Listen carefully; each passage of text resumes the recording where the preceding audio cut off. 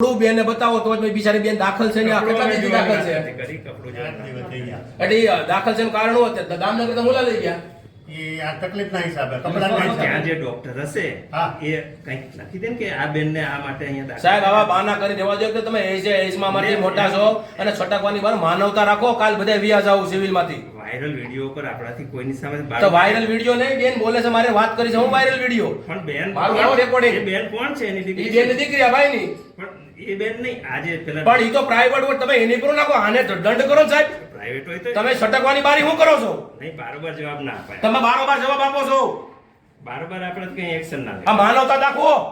આ તો કઈ બોલતો નથી એનો મતલબ તમે એમ કે જ્ઞાતિ લઈને આવે તમે જેમ કે છૂટા છડા લઈને બાઈને લઈને પાછો પરણાવો નહીં આવી વાત કરતા જવાબદાર વ્યક્તિ તરીકે તમે શરમ થવી જોઈએ એવી કોઈ વાત નથી કે આના રિક્વેસ્ટ કરી છે આ બેને કેમ નથી બોલાવતા તો તમે મેનેજમેન્ટને મળો તમે મેનેજમેન્ટ કયો નહીં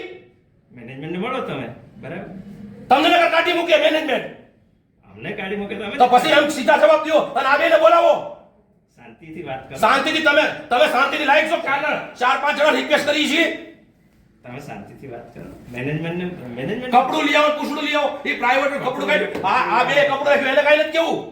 પણ તપાસ કરીએ પછી કહીએ ને હું તમે આંધળા કરી નાખે આપતો છડાને આ તમારા આઈસીયુ માં કેટલા રોજ મરે છે માણા હું તમે એક્શન લીધી ઓલે ઠક્કર કરીને કોકે છે મારા ટાઈમ બાપની બેટી થોડી છે ટ્રસ્ટ માં આપ્યું છે કાઈ દહેજમાં નથી દીધી હોસ્પિટલ